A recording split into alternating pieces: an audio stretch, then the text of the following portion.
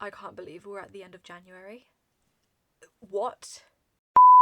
Hi guys, so this is everything that I read in January. This was an interesting reading month. It turned out to be overall like a good reading month, but it was certainly interesting. It was a journey. It was fun, stressful. It was good. So this has also been a super Kindle heavy reading month. I read 10 books in total and I only have 2 of them physically. She's been having lots of love because she is going to be changed. I'm not going to say replaced. I just got the pink Paperwhite and I'm so excited. Let's go straight in with the first book that I read, which is why this is an interesting month. I read A Touch of Darkness. You know, this book, I think it just fell really flat for me. I actually had pretty high hopes, okay, because half the reason I wanted to read it was because it was obviously like a Hades and Persephone retelling, and I am a massive fan of Greek mythology. Like, I'm a whore for Greek mythology, okay? So I was like, Greek mythology? It's a bit of me, okay? And I'm like, okay, a little bit of romance in there. What could possibly go wrong? Everything. I don't know. It's just like, this book just felt stressful to me because I just did not like any character.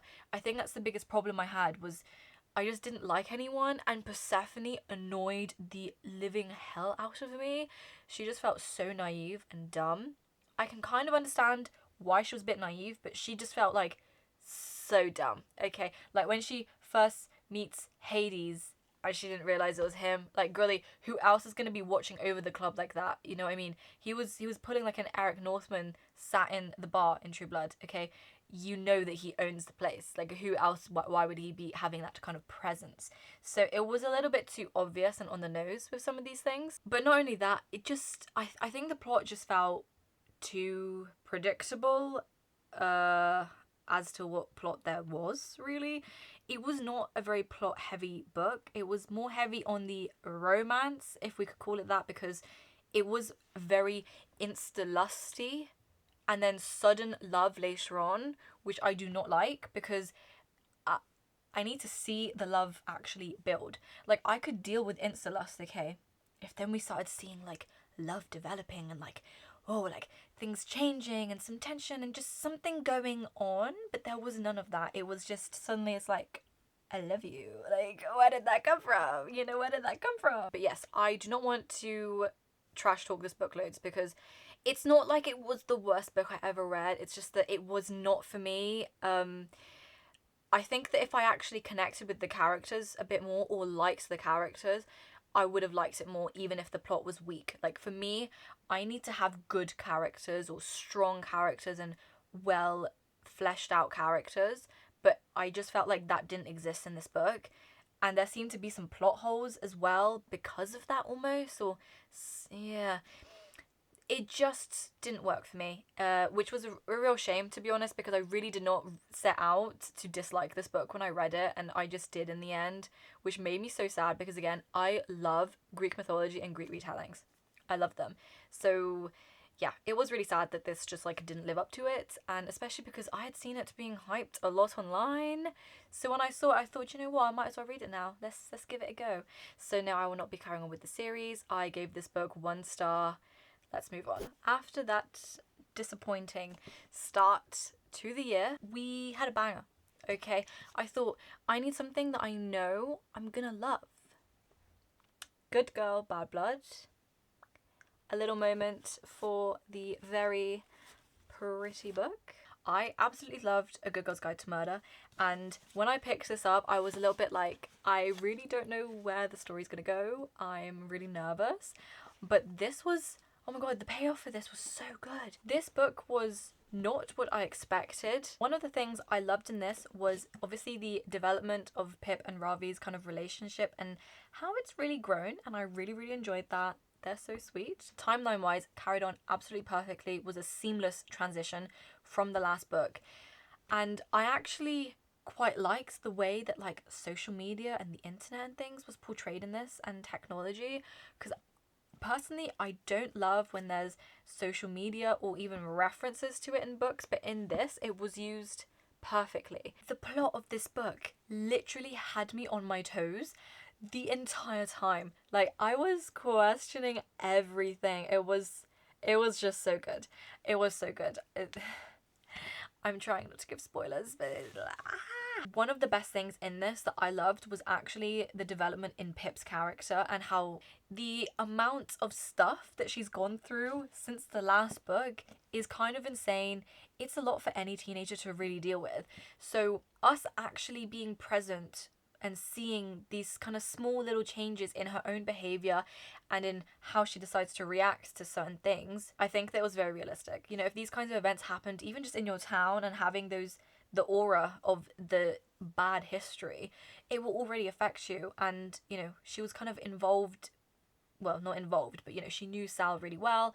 And just even beforehand, like, there was definitely some trauma there. And then with everything that went on in that first book, absolutely insane. The characters in this, just so well written. Pip is so well written. Holly Jackson, you're an auto-buy author. This just picks me up what I needed. It gave me my heart back. It gave me my life back. And I'm nervous to read As Good as Dead, but I will be. So this book I gave 4.75 stars. So kind of keeping with the thriller vibe, I read Never Lie by Frida McFadden. So this book I actually never heard of before, but I actually got it as a recommendation effectively from watching lots of end of year videos and a whole bunch of people saying that it was like their favorite Frida McFadden book or like one that surprised them the most and the plot kind of got them the most. Okay, so I read it. The plot was very interesting. I really enjoyed this. I did get caught off guard with the big twist that happens. I was so surprised. I don't think there was anything in this book that I was actually able to predict, and it kept me on my toes. However, I don't think it gave me the same kind of like, I need to know what's going to happen as much as like when I read The Housemaid, for example. With that, I physically couldn't stop reading until I knew what happened because I was so invested and like full of adrenaline, like, whoa, what's going on? So I didn't quite get that from this book. I think this book was a way more evenly paced book until the end, which is still really positive. This was still a positive, quick read, pick me up, and surprising, you know, something to catch you off guard a little bit. Wow, that book, it really, really did catch me off guard, and I really enjoyed it. I think it was great. I just don't think it was like my favourite from Frida that I've read, but it was still really, really good, and I enjoyed it. So I gave this one 4 stars. The next book I read is a short non-fiction book, Dopamine Detox. I like to try and throw in a few non-fiction reads throughout the year. However, I keep picking ones that I end up not really liking. I didn't hate this or really dislike it, and it's not even like I didn't agree with what was being said. I just felt like it was so simple. I didn't really read that and come away really being like, that's something new, that's really interesting, or like, that's something that I'm gonna think to implement now because I've never heard or thought of it. I just didn't have anything like that. It wasn't very thought-provoking in any way, but perhaps I was not the right audience for it, which is what I think. So it does not mean that it's bad. I just personally didn't find much enjoyment. I just didn't really get much out of it, really, from reading it. So it's a bit of a shame, but I do think that this could be really good for the right person. So I gave this book 2 stars. So I'm actually going to group the next 5 books as one because I read the Mindfck series, which is made of 5 books, and the longest one is 170 pages, I think. It's really not that long. Altogether, it's about 700 pages for all 5. So I kind of see it as more of one book, especially because like the timeline carries on seamlessly and there's no gaps in between. Like it literally just carries on completely from each other. So that's what we're going to do here, is group them as one big book. I absolutely love this series. I thought that I would like it when I went in. From what I knew of it, was pretty simple. What everybody says, what it says in the blurb, basically a serial killer and an FBI agent, and they kind of get together. And what are the logistics and how does this work? I certainly never thought I'd be rooting for a serial killer. Yeah, I really didn't think that that was what was going to happen, but it did. Every single second I read that, I was like, do not get caught. Please just do not get caught.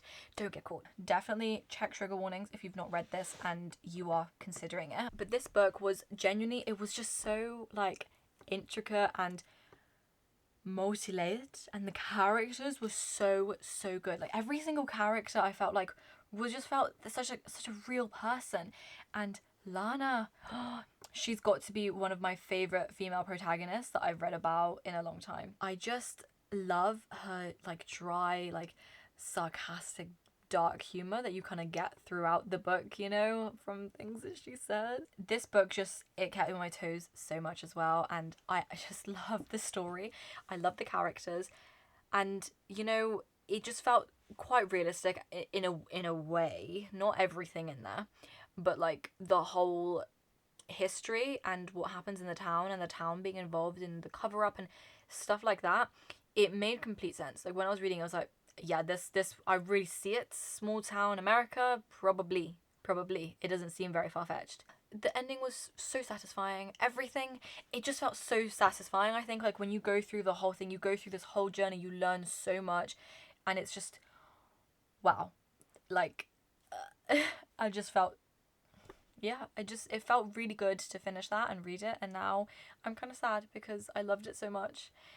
And it's gonna live in here and in here for a very long time, I think. After reading it, I actually found out that the author has sadly passed away in recent years, and I had no idea. I don't think many people actually know, because I think it's perhaps because she writes under a pen name, which is what the Mindfck series is written under. But yeah, I loved the series. I don't really know what else I can say without giving spoilers or something. It was amazing. Like I love it.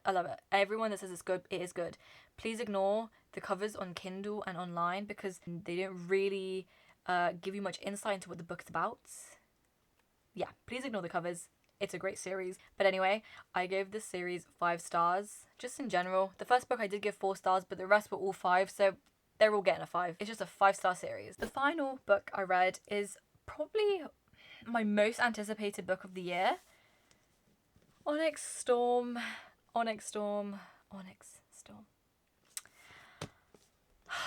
This book was so good, okay? This book I felt was just like the perfect amalgamation of fantasy, like a really good kind of classic fantasy. It was so plot heavy, it was so intricate. The amount of theories that I'm left with after reading this is ridiculous, and all I do now is go online looking at what other people also think, and it's everything, okay? The ending, what? Xaden in this book was my favorite Xaden, okay? Rebecca Yarros absolutely knew what she was doing with every single thing that came out of this man's mouth, okay? The way that he spent this entire book reaffirming his love, and Violet was reaffirming her love as well, and it was just like, please, I need a happy ending in the end. I'm literally not ready to wait for the next book. Because I have no idea when it's coming out, and I'm so sad. But yes, this book was my favorite in the series now. Originally, Fourth Wing was my favorite in preference to Iron Flame, but this one, yeah, it's my favorite. It's my favorite, which is not surprising though, because I'm definitely someone that seems to like a third book quite a lot. But in this, it was just so perfect. Like, this one had stakes. It was a journey book. It was like everything that I love in a fantasy was in this book. It was perfect. It was just perfect. And I have to do a reread at some point because I know that there was Easter eggs throughout this whole book, and I'm just like in shock. I'm in awe. I'm definitely in like a book hangover right now, because I finished the Mindfck series, which I was obsessed with, and then I read this, and then I'm just like deflated from it. It was just so good. And if you can't tell, I gave this a 5 stars. And that is all the books I read this month. So overall, it started rough, but it ended on a very, very high note, even though I feel like I'm in a bit of a slump right now. I literally just don't know what I want to read because I feel that I'm still recovering from that ending in Onyx Storm. I'm still recovering from it, and it's been a few days. Yeah, I don't know what I'm going to read next. So February, you're going to be an interesting month, I'm assuming. Comment below what your reading goal is, how January's going. Do you have reading goals aside from numbers, like not DNFing or DNFing, you know, whatever it is? I would love to know. I hope you guys enjoyed the video. If you do, please go down below and hit the like button and consider subscribing to never miss a video from me. But I will see you guys again real soon in the next video. Bye!